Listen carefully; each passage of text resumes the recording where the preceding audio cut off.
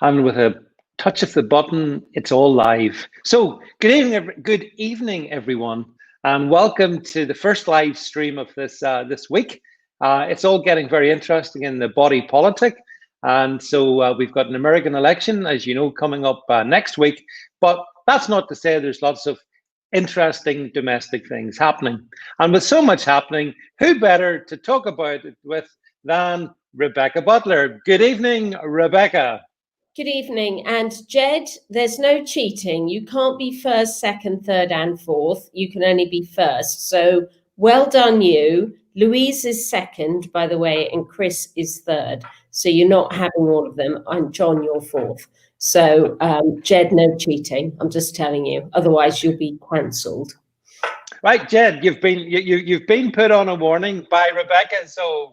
But nonetheless, well done on being first, and thanks everybody for joining. Thanks for being part of this. It's always such good fun to have your comments as well as us talking here. But I think Rebecca, there's a lot of stuff we could talk about, and it's hard not to talk about COVID, and we will sort of talk. Well, we talk about the Welsh government. I'm not sure that's exactly COVID, but seems to be like an infection anyway.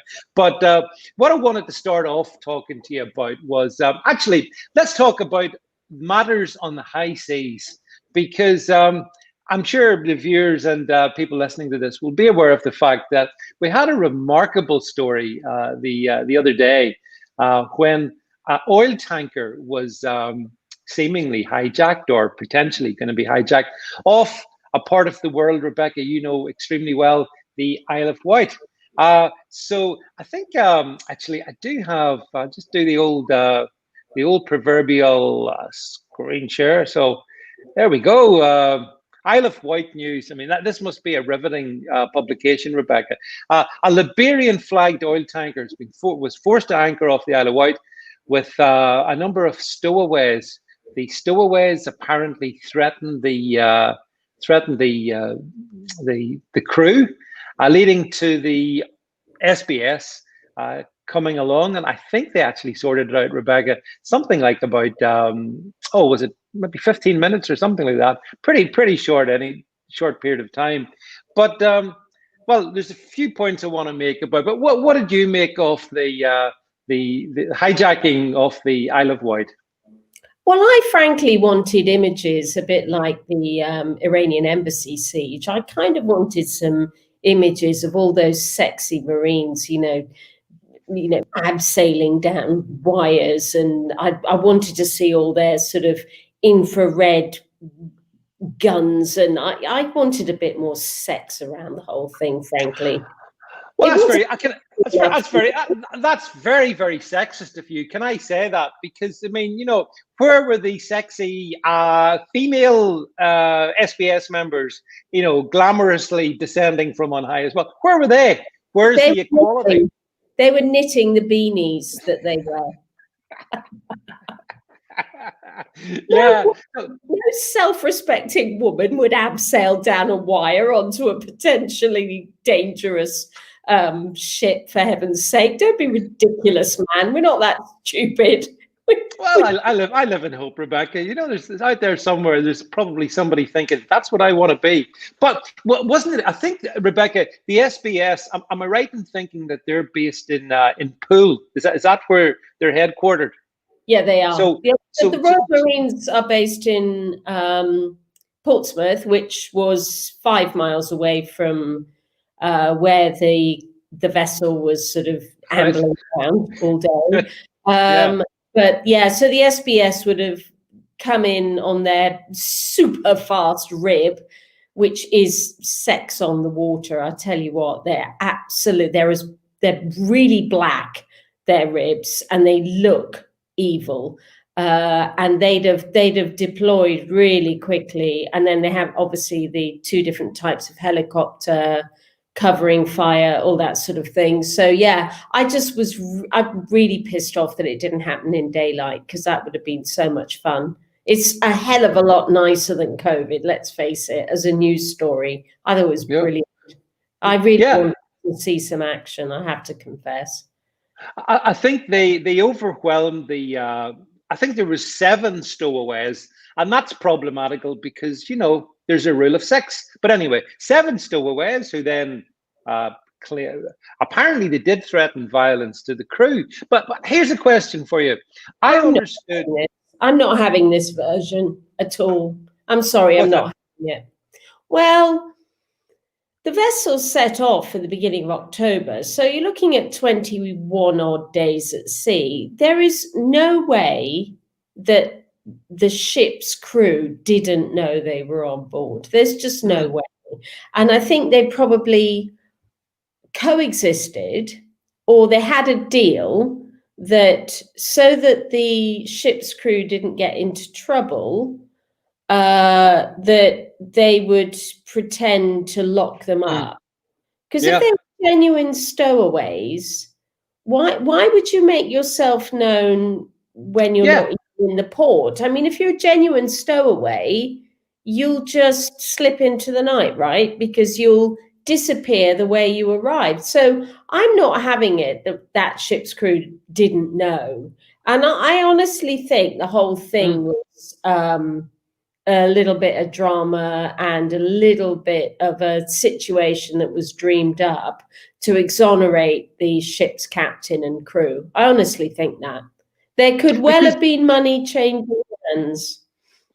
Yeah, I think that's a really good point, because there was quite a large number of crew members on the tanker. So the idea that these 7 Nigerian stowaways could suddenly, overwhelm them and put them in such a position struck me as being, I thought it was a bit odd as well, actually, to be honest. The other thing is fabricated as a story. It just doesn't have credibility. Now, look, I am sort of putting my neck on the block here because I don't know, but I really struggle to believe that they didn't flush a toilet in 21 days and somebody didn't go, oh, hang on, why is that toilet flushing? And how did they get all their food on board? How because the living quarters on these vessels are quite small.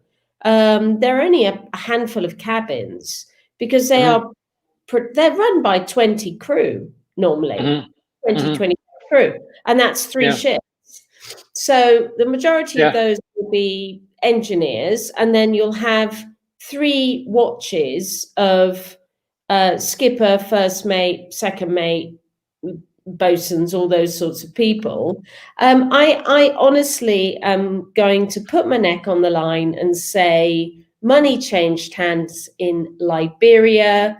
And I think the crew knew they were there, and it was a whole manufactured drama. And this whole driving the boat round in an erratic way, bullshit. I'm sorry, I'm not having it. Well, you see, it has to be said to all those watching this that Rebecca is very experienced in matters nautical. So I think I would certainly have to sort of go along with what you say. But there was 2 other things about it that I thought odd. They couldn't have picked, if it had been a genuine hijacking, you couldn't have picked a worse spot, could you? I mean, a couple of miles from Portsmouth, not too far from Poole, you've got all essentially between the Marines and the SBS, you couldn't have picked a worse spot. So I thought that was strange. But they'd refueled in France. So they had a prior opportunity a week earlier or 10 days earlier, to hop ashore in France. Well, we know the French aren't that bothered about port security. So, I'm not having it. Goal UK benefit system, nice little 4-star hotel for them to await their inevitable successful asylum claim. I mean, who are they running away from in Liberia? Remind me. No idea. But as you say, the question is, will they get a 4-star or maybe a 5-star? Because after all, we have to be caring about those who come here illegally. But I honestly think these people, these 7, should be on the New Year's honours list, because hats off to them for, pushing the boundaries of creativity here. I'm up for it. This is a BAFTA for me. I'm really impressed. Well, you can see Fred here on the stream says he's worked at sea as well, Rebecca, and on a boat, all the space is accounted for. There's no place to hide. I mean, this is not the back of a lorry coming across from Calais. It's a different environment completely, isn't it? It's a 3.5 week journey. What, do they not poo in 3.5 weeks?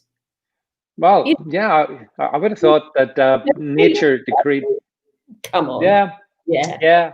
Well, look, I think the thing is, of course, I mean, it does actually flag up, and you made the reference to it there, the fact that they inevitably will be accepted into this country. And I would just simply posit the fact, 7 people who did appear to at least allegedly offer some side of violence or whatever, however they constructed it. But are these the sort of people that we really need in COVID UK? I'm not really sure that they are. Probably not top of the list, Rebecca, maybe, unless you're... Oh, I mean, I think they are. We need these people. They're going to enrich our society. Don't forget, we need to be a more diverse society, and we have skills shortage. So, well, that's right. Yeah, they've got a positive role to offer Britain. Absolutely. And why bother going through all of the drama with a court case? Just give them their blue passports now. I mean, we know that's what's going to happen. It's a big deal. It would save money. That's right. And we do have perhaps, there's machete skills are not easily acquired. So if we can bring them in, that will help the UK flourish. And looking into 2021, I'm sure these are the very people that we want. And whether we want them or not, we're sure as hell going to get them, I think. So, right. They're not violent. Don't forget they're not violent, because all they did was they accidentally broke a window on the ship. So that which could happen to anybody. It honestly would happen to anybody. And what's that? Bit of criminal damage. I mean, I think honestly, the worst they have done is broke the rule of 6. Well, you say that, but did they keep socially distanced, Rebecca? Did they at all point? I have to ask that question as well, because as we're going to talk about later, social distancing so important into the UK at the moment. And if we're going to bring people in from Nigeria or wherever, Liberia or wherever, they have to surely respect our social distancing laws, which would be a first. I just hope they don't put them in the Pengili illegal immigrant camp, because they won't be able to buy any non-essentials. So they won't be able to have clothes or microwaves if they go to Wales. They'll only be allowed to have takeaways. So I think we need to really watch their human rights very carefully. And so they mustn't go to that place in Wales. It just wouldn't be right. I'm just reading some of the comments here. I see Ozzy says it was a BLM peaceful protest on the boat. Jed suggests maybe they were in a bubble. Yeah, it's funny. It's interesting. Nobody takes us seriously, but and rightly so. Actually, who would take immigration into piracy at sea, right? It is piracy. In the old days, you'd have lost your head for taking command of a vessel. Now I think the skipper has taken the absolute piss out of the SBS time. I honestly wanted to see machine guns firing on that boat yesterday. And if they killed a bloody lot, I wouldn't have cared. I think this is a complete manufactured crisis on the boat. I don't believe a word of it, and they'll all get away with it. We'll probably have all 22 crew also claiming asylum. Yeah, probably will, actually. Yeah. Well, talking of manufactured crises, now you've got your hashtag feed the starving. I've got my little snidey comment, no such thing as free stuff. And of course, Rebecca, this brings us back to a topic that I thought we could have got away from, but we can't really, because it's dominated the UK news agenda last 2 or 3 days, and it's all to do with free stuff. So yet again, with the wonders of technology, let me just share the screen so people can. You've seen this one, Rebecca. Boris today has declared that he's not going to move on school meal vouchers. So he's declared that. So he does say his government's pretty proud of what it's doing for holiday hunger. I'm not too sure what holiday hunger is, but holiday hunger. And this is the shocker, he hasn't yet spoken to Manchester United footballer Marcus Rashford. There's a name. Who's been leading a high-profile campaign to extend free school holidays into the free school meals rather into the holidays.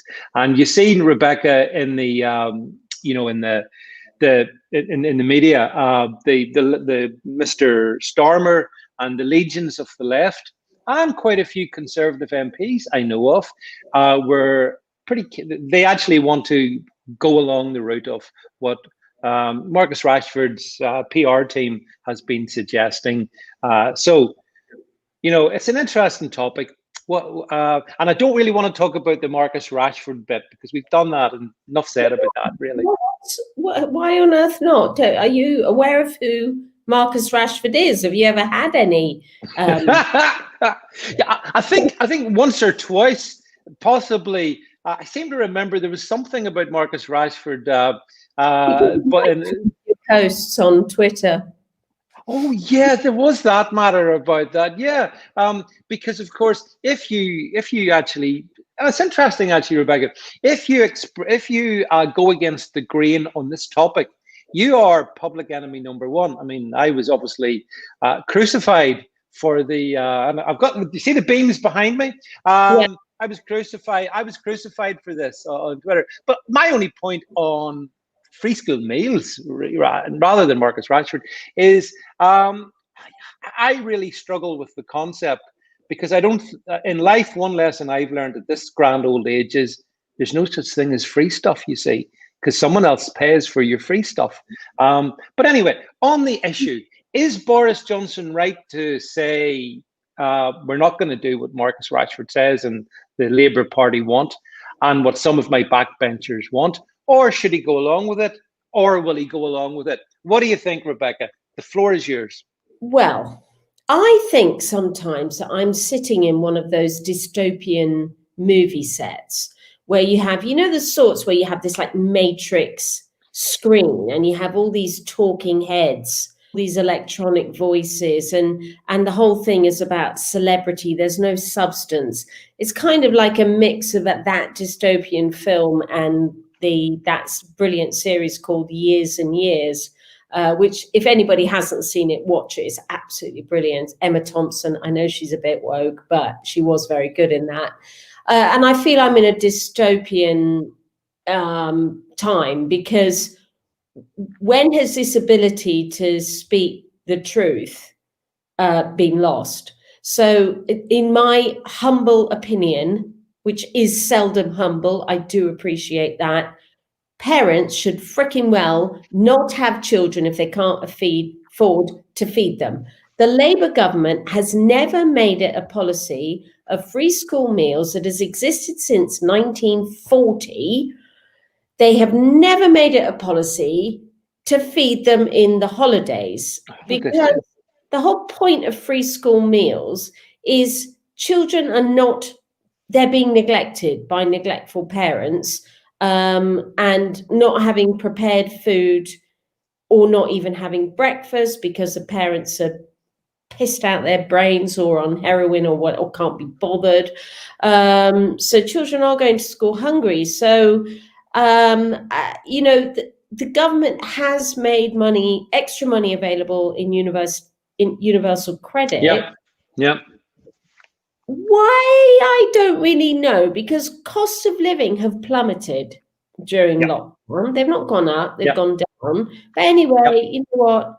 I don't really mind too much. Local authorities have had a huge injection of money. 60 million, hasn't been spent. And that's meant to go to the most vulnerable. And it's social workers are 100% in touch with who the more vulnerable children are. And it should be left up to experts like that to allocate the money appropriately. But where we live in a world where you're not allowed to say, "Hey, fatty, why have you got Apple Watch on your wrist?" But you're at a Yeah. food bank. Yeah. Sorry, I'm a fascist, and so I just said it. Yeah, Yeah. they Yeah. just summed it up. It's absolute. Oh, this is Labour, and actually those the red wall blue MPs now. Yeah. This is all vote mongering. That's all they're doing, is securing an election result, victory in 3 and a bit years' time. That's all they're doing. Nothing else. Mm-hmm. They are Yeah. cynically manipulating a non-story for their political benefit. And actually, I'm with Boris Johnson here. Yep. Show, Me too. where's your spine, Boris? Show us your spine, because it's all very well to start a benefit. You can't pull it away. No. And if the government is now feeding children what the actual flying flamingo, has the world come to, that we now feed children? It's ludicrous, ludicrous. But Yeah. I'll say something. Dido Harding spaffed 2.6 billion up a wall. Yep. So it's not that much really compared with the ridiculous test track and trace. Yeah, I mean, yeah, I get that argument as well, but fundamentally, listening to what you're saying, I find myself, as is often the way, Rebecca, I do agree with you on so much stuff. I actually agree with Boris in this one scenario. I think the fact that he's resisting what is a concerted attempt by the people you've mentioned is a good thing. I kind of worry that actually they'll find a different way to do it. So he won't be seen to necessarily go the Marcus Rashford approach, but there'll be more monies provided. And in the greater scheme of things, as you say, it's possibly not a vast amount of treasure. But my problem is it's somebody else's money. It's your taxes. It's my taxes. It's the people in this stream's taxes. So there is that. There is that. And then the other thing that agitates me about, I can't share it because it's way too rude, but I saw someone had done a really funny drawn sort of graphic of how you deal with this issue of free food. And it does come down to some of the stuff you said earlier. For example, if you have kids and you can feed them, tick, there's not an issue. If you have kids and you can't feed them, then let's go through the reasons. Let's try to get the understandings of it.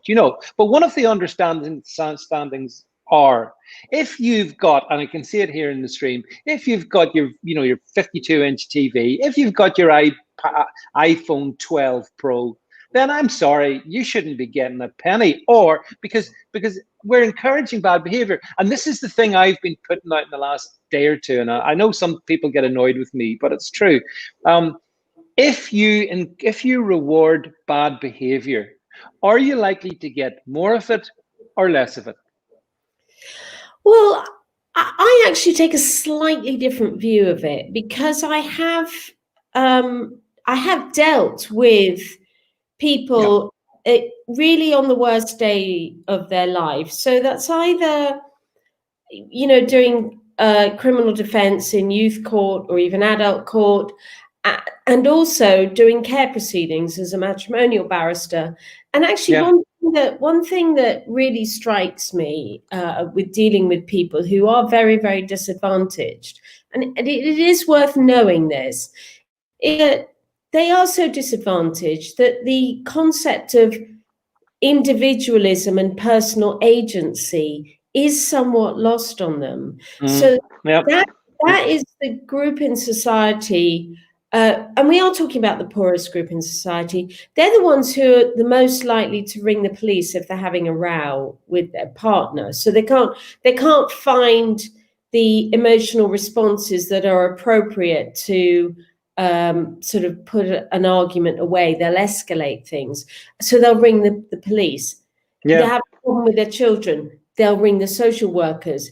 The child falls downstairs. I mean, which child hasn't fallen downstairs, frankly? I mean, my kids were permanently injured, but I didn't run them into hospital all the time. So that group of people are heavily reliant on the institution to the extent that they are institutionalized.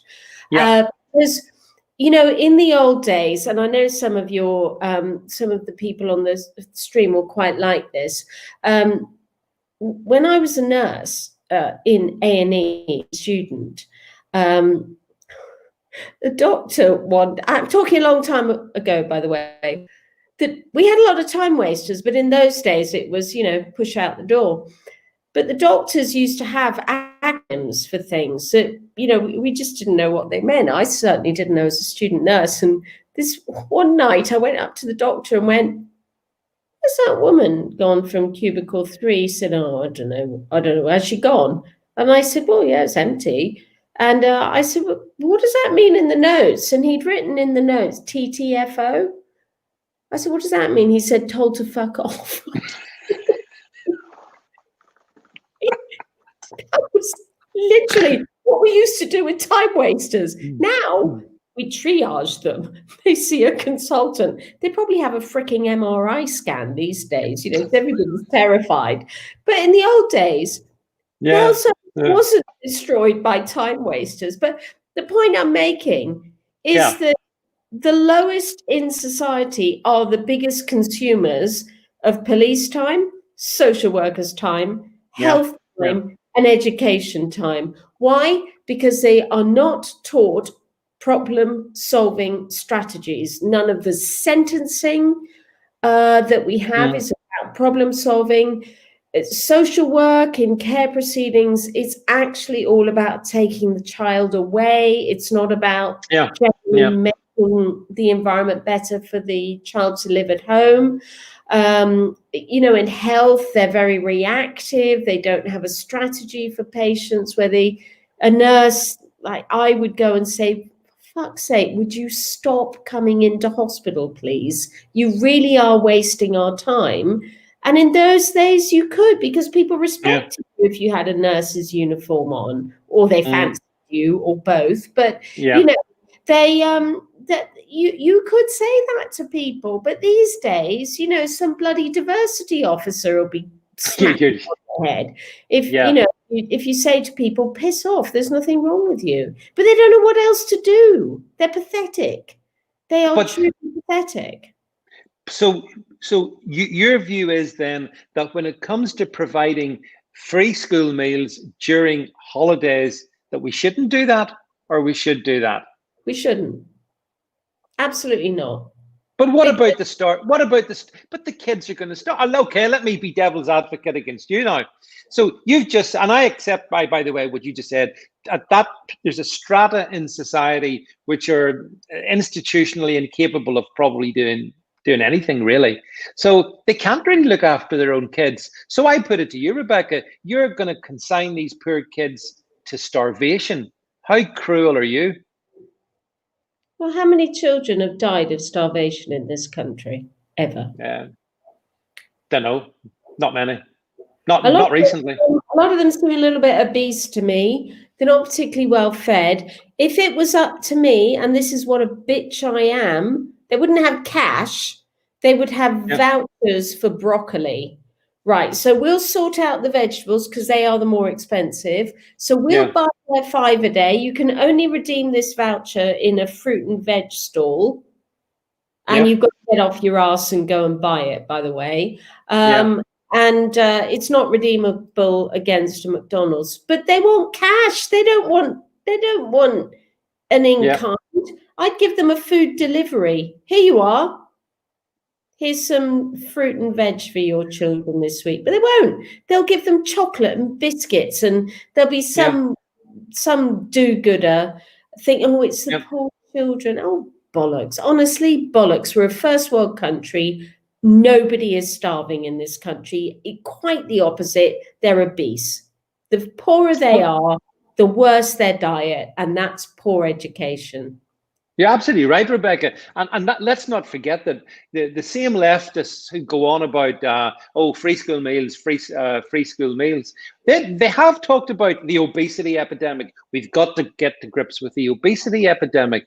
But I put up someone sent me a little cartoon. It was pretty cruel, but it was funny. It showed a little very obese kid with on a T-shirt that said "Thanks, Marcus." And it was sending a message that, unfortunately, what's going to happen, I should suspect, is exactly what you said. They'll get crisps, they'll get fizzy pop, they'll sugary pop, they'll get all the worst stuff. They're not going to be getting broccoli. That's not happening ever on this Well, planet. During lockdown one, subclause A, subsection 1, back in March or April, my mother, who, by the way, to our listeners, is a complete and utter memsab, and she lives in Wales. She lives in the middle of nowhere, which, by the way, is a pain in the neck for me. But anyway, she didn't realise, because she's from the generation that doesn't automatically turn to the state. They're very self-sufficient. So she didn't realise she had a food parcel. And she found, of course, it rains in Wales all the time. But anyway, she found this cardboard box sodden to the core somewhere in her garden about 3 weeks after. There are a few of them. They'd all been delivered, and they'd all, sort of disintegrated in the rain. And she said, who on earth thinks that I'm going to eat that? Who devises this food parcel? There were biscuits, wagon wheels, which were quite popular in my house because they'd never been tried before. They are really shitty food. Canned rubbish that you just would never eat. I mean, canned garbage, like canned macaroni cheese. Who eats that stuff? And who eats baked beans with sausages in? Oh, my mother, she said, do we know anybody who's starving we can give this food to? She said, I wouldn't touch any of it. And she wouldn't touch any of it. And I tried to offload it on people. So I took it back home. I tried to offload it, and not a single person I tried to offload it onto anything. It was crap. So some do-gooder thinks they know what a vulnerable 80-year-old wants to eat, and they are completely off the page. Yeah, I'm afraid so, Rebecca. John has just called you out. He eats baked beans with sausages. He's a troll. Get rid of him. Get your moderator to get rid of him. John, you're off the stream. Off you go. You're not welcome here anymore. John, we've got very, very high dietary aspirations here on the stream. So you take that as a warning, young man. Don't let that happen again. But yeah. So I mean, but the thing is though that what I find so repulsive about this is the fact that you've got Labour desperately playing this for all that they're worth. The media are playing it all that they're worth. So it's a bit like we talked about Boris on the other week, Rebecca, like the pressure coming onto him to bow the knee and to concede so that they can then pocket this concession and get their free school meals when they're not at school, which is totally stupid. I'll be interested to see how long Boris holds on that one, because I am aware of quite a few of his backbenchers were kind of irritated last week when they had to vote vote against what Labour were proposing, and I think some of them will maybe they'll waver a bit, But there again, he has an 80-seat majority. We're not living in Theresa May times, are we? Bloody big majority. Use it. The thing is, we've got people in government who allegedly have a brain. Where is the law of unintended consequences? Yeah. Why is the messaging so very bad in the Tory party, because all they needed to do was say to the new intake, who, by the way, don't forget, they are maxed out on their lifetime salary by being an MP. A lot of them are so thick, but because Brexit was the big thing this time last year, all we wanted was to get Boris in to get Brexit done. Who'd have thought that those MPs would actually be asked their opinion on anything? Because central office was just putting in stooges, spads, people who had no brain, were just blowing smoke up people's backsides. And now they've got a sodding voice because, you know, they think in their egotistical stupidity that they personally won their seats. They don't understand that Boris won their seats. Brexit won their seats. Nobody gives a damn about individual MPs' personalities. And I challenge anybody who says they do. It's all about who's the leader of the party. That's what gets the votes. But they've convinced themselves that they are valuable, and they're not. They are dispensable, and they just want their votes for the next election. And you know what? Yeah. It's pathetic. All they need to do is ignore Laura Kunsberg, ignore President Testing 1, 2, 3, and just put the message out. If you have children, it's your responsibility to feed them. Next thing, you'll be asking us to provide shoes for them and clothes. Yeah.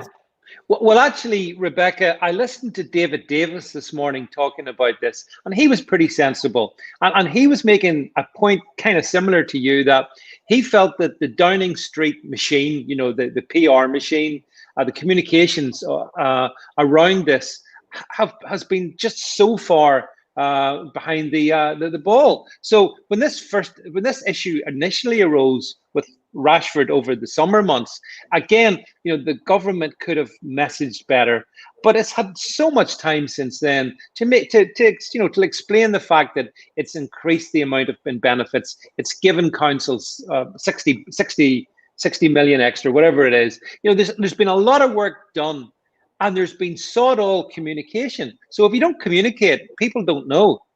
And that's a gift for Labour. And the responsibility lies with, I have to say, Dominic Cummings, I guess, and the communication side of the party. Where's Allegra Stratton? Don't know. Has she started? Yeah. Yeah. Well, I'm not sure what she's done, but what's for sure is that the government has demonstrated a lamentable grasp, Rebecca, of just nailing the issue. Conservative people, either with a big C or a small c, believe in self-responsibility. They're also humane people, so they believe in helping the people who are obviously the most vulnerable. But this has turned into something completely different. And you're right, law of unintended consequences. Give it once, you give it forever. You can't bring it back. That's the rule of politics. Once you give, you can't take it away. You can't take it away. No. And that's, you know, at a time of such mounting national debt and all the rest of it, this has been a complete unnecessary distraction. But it does speak to the inefficiency of the Conservative Party. In fact, someone said the dystopian sort of functioning of the party at this point in the year. But mind you, but you know, so final word on this one. I think, Rebecca, from my point of view, I don't think that. I hope Boris sticks to this and doesn't concede. I'm pretty disgusted at those Tory MP, the opportunistic Tory MPs who are wanting to portray themselves as, you know, the good guys who want to give these poor kids, these poor starving kids, extra money. I think they're kind of pathetic. Oh, so I have one final word. Of course. How much does Marcus Rashford get paid every year? Somebody please Google it for me. What was his fee? Yes, I think it was a 22 million. He probably earns the GDP of Liberia. Yeah, yeah. He could fund it himself. Him and his pals, all his football pals who are all rallying around saying, what an inspiration this has been. Fine. You guys love it.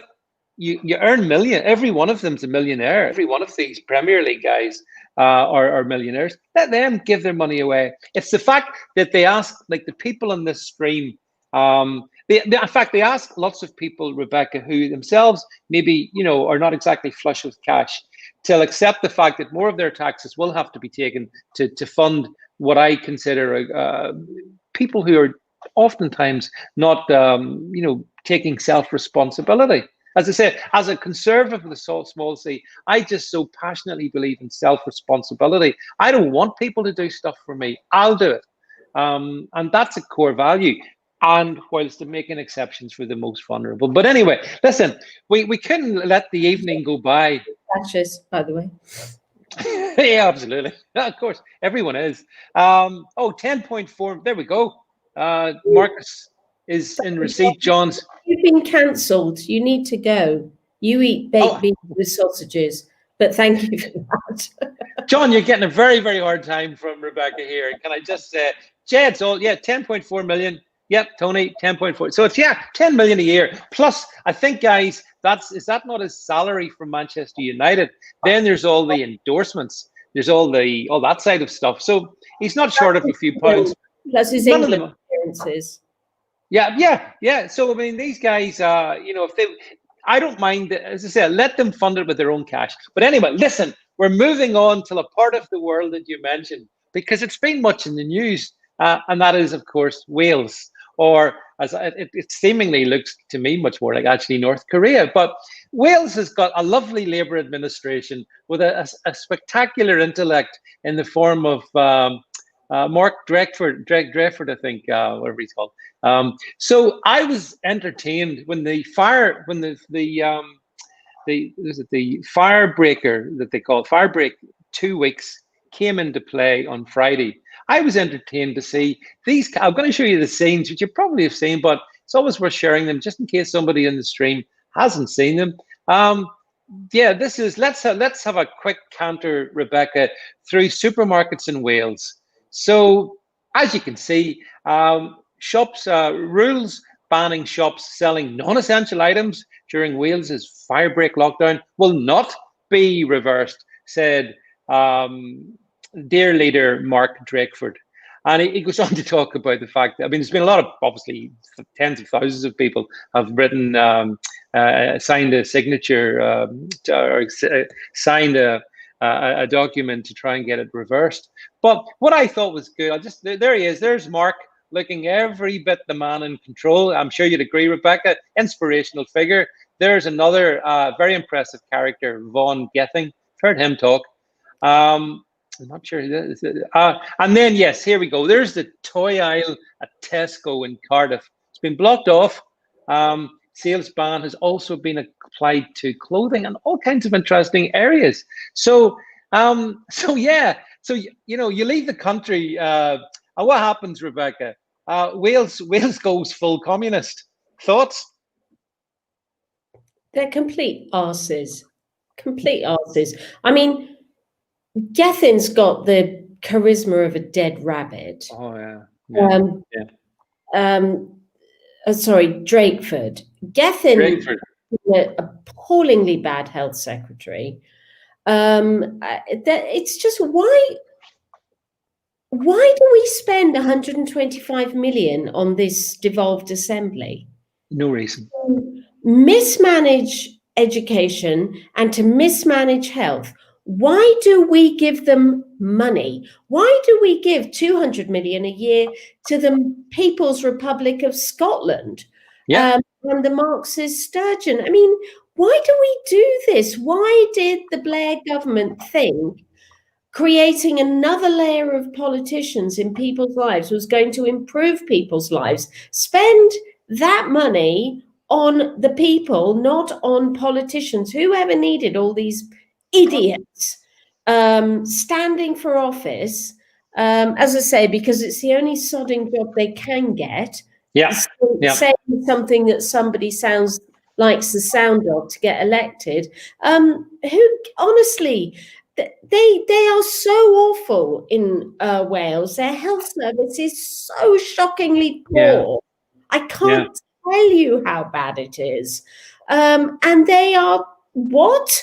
If you say the word essential, that means that somebody is going to be looking in a bag and deciding what is or isn't essential. So if toys are not essential, is ice cream? Yeah. Sorry, I couldn't resist this comment here. Wales's first minister evidently needs sectioned.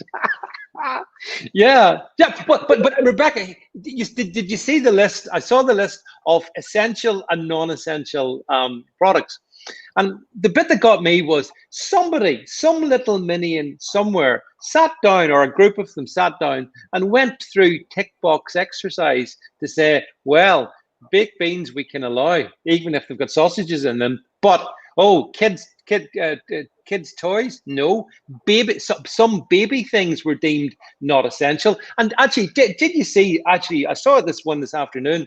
I'm not sure if you picked up on it, Rebecca, but there's been a bit of a row about the fact that one Tesco stores in Cardiff declared that female sanitary products were non-essential. There's been a big row about that. The Welsh government's tried to blame Tesco's. To be fair, I don't think that's necessarily the case. Although obviously Tesco are trying to meet the needs of their customers. But I mean, this is you talk about micromanagement. When we're getting down to the level of this is just off the scale. Like, this is the first time during COVID that I've seen us go into this. Oh gosh, incredible micromanagement of our lives. If you're in Wales, why do the Welsh people vote for it? Why on earth don't they treat people like grown-ups? Which we all are, okay? We all have sufficient IQ to be told, look, guys, interaction with strangers is high risk. You need to go to high-risk areas less. So please don't make a separate trip to go and buy a microwave or buy some children's clothes or a tampon or whatever it is. Please don't make a separate journey. Please just make one shopping trip a week. Please do your best to help us get the R value down. Our R value is 1 point blah de blah. We want to see our value at 1 point something a little bit less in a week, and we want the R value to be 1 point even a bit less the week after, so that eventually the R value will be 1 and we can all enjoy Christmas. Why don't they say that? Why do they have to do the whole Kim Jong-il thing and behave like a beast little piggy-faced rocket man dictators who don't trust anybody? They don't trust the electorate. They treat us like idiots. They're treated with reverence by the media. And really the message is very simple. Reduce your interpersonal interactions. But you see, the concept of it's not fair, this is where this comes from. That's right. Yep. The microwave shop has to shut, but because Tesco, rules the planet, Tesco's sells everything. So it's not fair to the smaller shop that Tesco's can sell it that they can't. That's not a problem. We just recompense them for being shut. It's so much easier, and you get people to go along with these batshit crazy policies if you make them livable with. But it is not livable on the verge of winter to stop people buying warm clothes for their children, for God's sake. Yeah, that's right. I mean, the thing about it as well is that the fairness doctrine which has got really nothing really to do with COVID. I mean, it's very, very sort of tenuously linked. But if you're going to apply that logic, then I wanted to know, so what's happening in the garage forecourts in Wales? Because if you go to the garage forecourt, yeah, you can buy, snacks and stuff, but you can buy batteries, you can buy various non-essential products. So the garage is also being told not to sell this, that, and the other. No, this is just, as you say, such a half-assed idea, and it blows my mind that it got through. I mean, they obviously got a lot of bad press on it, and they've been struggling to manage the press. But in the People's Republic of Wales, I mean, the Labour rules the roost. So actually, isn't it interesting, Rebecca? This shows us what could happen if Labour ruled the United Kingdom. The nanny state. But I'm afraid the lunatics truly are running the asylum. Yeah. Well, but you see, the thing is, like, but I spoke to somebody in Wales the other day, and they were saying, I mean, we were talking about the 2-week lockdown, and their view was, well, it's a good thing. So I said, okay, why is it a good thing? And they felt, well, if you lock the whole country down for that length of time, then rather than just do like a tier 3 or a tier 2 or like a Boris type England solution, then that's a sort of piecemeal solution. This is going to be absolute. 2 weeks, bish bosh, sorted. Now I listened, and I didn't want to say too much beyond that's an opinion from actually a very intelligent, highly educated Welsh person. I thought it was bollocks, but that's what that person thought. What do you think to well, we better just lock down Wales for a couple of weeks, and that'll get the R rate down, and that'll solve the problem?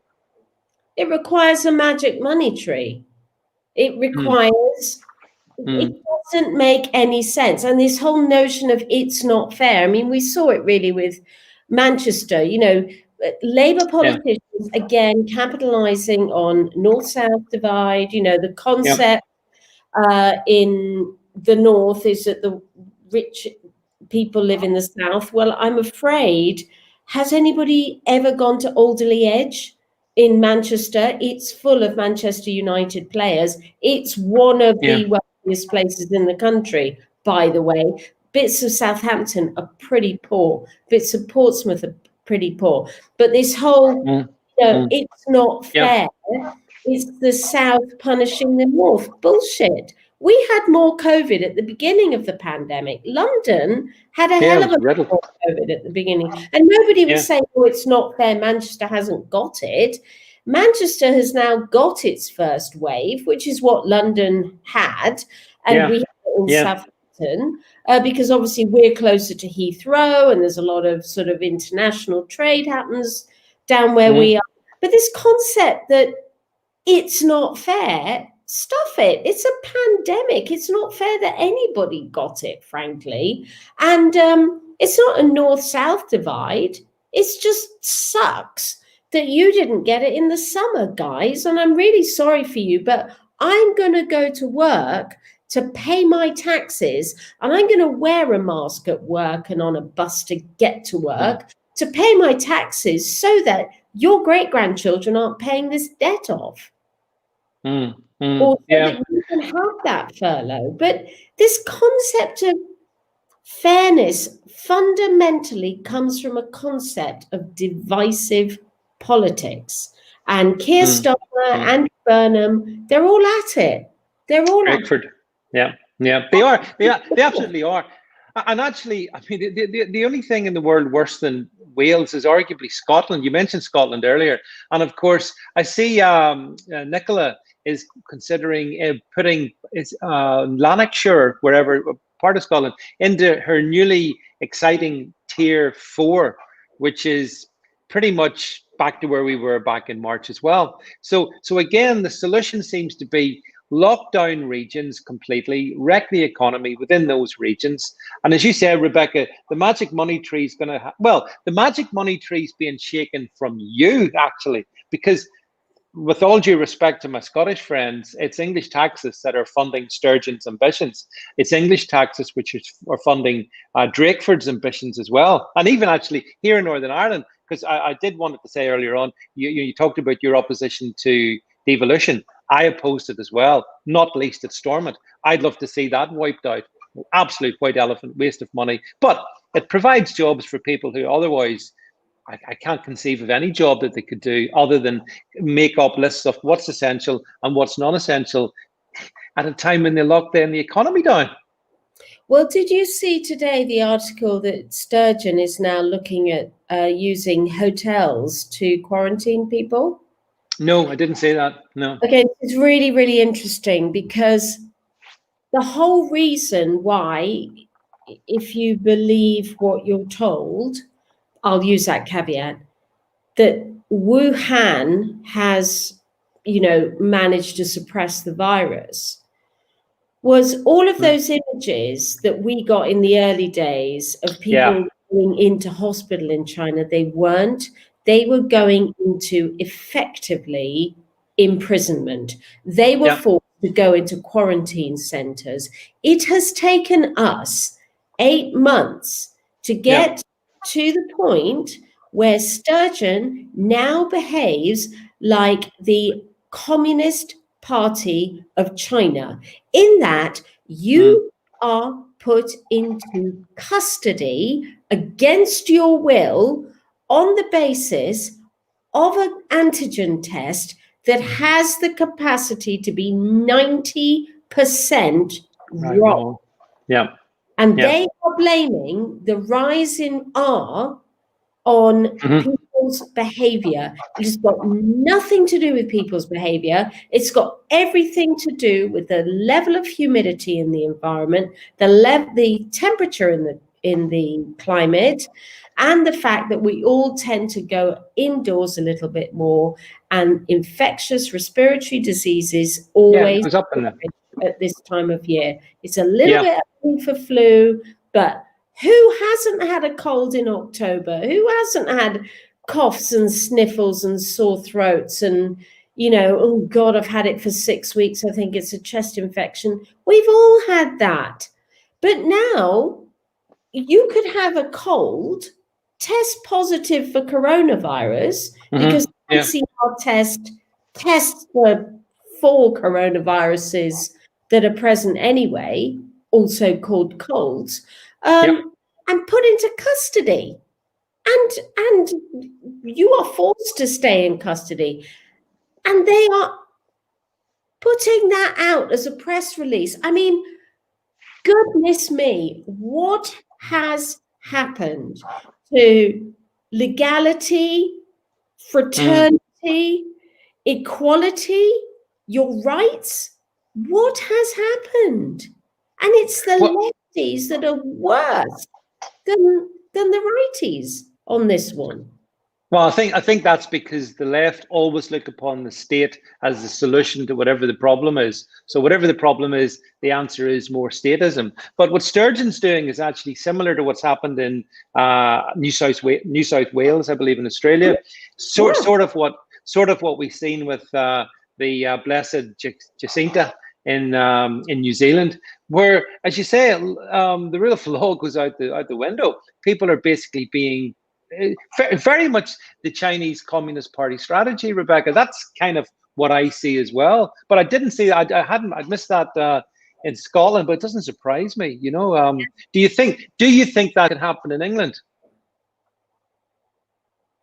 No, I don't think Boris would do it. I think Boris and Rishi, I actually think, are pushing back, because I think that Boris would have seen the signatories on that Great Barrington Declaration.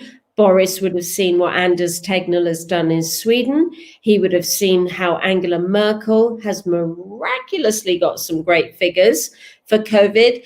And I think Boris is smart enough, and Rishi is definitely smart enough to think, hang on a minute. Professor Gopal, senior epidemiologist from Oxford, what the actual hell is going on if she, of all people, is saying something that another country has done, namely Sweden, and has proven to work? And I think that Boris and Rishi are pushing back big time. Yeah. I really do. I cannot see that happening in England. I can see it happening in Scotland because Cranky is off her head with power. Yeah. She thinks she's going to win a Scottish referendum next May through the local council elections, and she's calling that basically that is her Brexit election for her. That's the one where the populists will be saying, yes, we want independence and we want another referendum. That's what she's going for. She's quick. If the Alex Salmond stuff doesn't bring her down, which I hope it does. Yeah, quick final question on that, actually, just as an aside. What's your view if there was another Scottish referendum, which I don't believe there should be, but if there was, if somehow she's able to wangle it, would your view be that we need to keep Scotland in the Union, or if it's going to be like this, which is, I think, a view expressed by Toby Young, if these regions are going to basically suck England dry in terms of taxation to fund their own little empires, then it's time to say goodbye. Where do you stand in that one? Well, to be honest, I obviously revert to the law, and of course the Indy Ref Indy Ref 1 was set out on the basis that if there was a material change within a generation, then they would be entitled to another referendum. I do think Brexit is a game changer, and personally, yes, I do think they should have another referendum. I witnessed the first one. It was disgusting the way the nationalists were behaving. They were horrible, really, really nasty stuff, and totally unnecessarily so. So nasty little so-and-sos, they can have it. Frankly, have it. Have a clean fight. Don't give the vote to the English, whatever you do, because you will definitely have in Scotland. Because I don't like the way Toby expresses himself sometimes. I think there's a problem with the way he messages things. But frankly, I am a Brexiteer. I wanted independence. I accepted there was an economic cost to it. If the Scottish want it, have it. Have it. Just have it. Don't patronize them. Don't trawl out experts. We all know experts. X is a has-been and a spurt is a small drip under pressure. We don't need experts. You either want you want independence or you don't. End of story. Give it to them. Let them have it. Yeah. Well, I'll just say, because I know we've got Scottish people on the stream, because I'm a unionist. I love Scotland, but yeah, but the thing is, Rebecca, the only caution I would add is that, like, the SNP are deplorable. They're beyond words. The Scots Nats are. There's nothing more to be said about them. But I'm conscious that there are lots of other very proud Scottish people who want to be part of our British family. They are essentially people like me, except I'm in Northern Ireland. So and I listen to them, and I do care about them. And sometimes they oftentimes remind me that, well, look, the SNP come to power with about 28% of the vote, but because of the system up there, that's what gives Sturgeon her her platform. But in the event of a referendum, I think what needs to be made absolutely clear is, listen, if you want to leave, then that's your call, but you'll not be accessing the pound sterling. The Bank of England won't support you. Her Majesty will not be the head of state, and we'd stick a bloody border up. See how they like that then. Well, that is, they know that that's got to happen because it's an EU land border. As for the currency, again, you know what? I'm not overly stressed about that. There are plenty of countries in the world that have the Queen on their coins, but it's not exactly the small print. It's the big print of the Lisbon Treaty that anybody who joined the EU after 2008 had to have the euro. The euro, There was no option not to have the euro. So seeing that Scotland's bigger plan is to go in and rejoin the EU, then under the Lisbon Treaty, they'd have to have the euro. So I wouldn't have an issue with giving them an interim period with the pound or they have the Scottish pound anyway. So they can have their own exchange rate on the Scottish pound. It won't be worth jack all, but it's probably worth as much as a lira. But did you see that? I think is it the Orkneys or the Hebrides? They want to break away. They want to break away from Scotland in the event of Scotland breaking away from the United Kingdom. And as Tony points out here, you've got the Lowland Scots, who would be possibly my ancestral people, sensible, cautious, and conservative, and then the wild romantics, the Rob Roys up in the Highlands, who still haven't got over Culloden, really, you know. So yeah, behind appearances, exactly. I mean, again, you know, Highland lives matter. There'll be protests. I'd say it's a really interesting topic. We're running out of time rapidly, but it's a very interesting debate, this one, about the role of Scotland in versus England in the United Kingdom and where that one leads. I think it would be maybe good, Rebecca, to see if we can bring on the two of us, and we'll bring on someone, a sensible Scottish person, so not an SNP person, but just to get that kind of perspective on the stream, because it is really interesting what's going on. But certainly, there are 38% of Scots voted for Brexit, and they are never, ever, ever, ever, ever referred to. Nobody ever feels that their views needed to be listened to. God knows we had to take the bloody knee for Remainers in England. But, you know, the Leavers of Scotland have never been recognised, never even been mentioned. So, you know what? They will all be unionists, I suspect. The Brexiteers in Scotland. So they're my brothers. You know what? I'm 100% with them.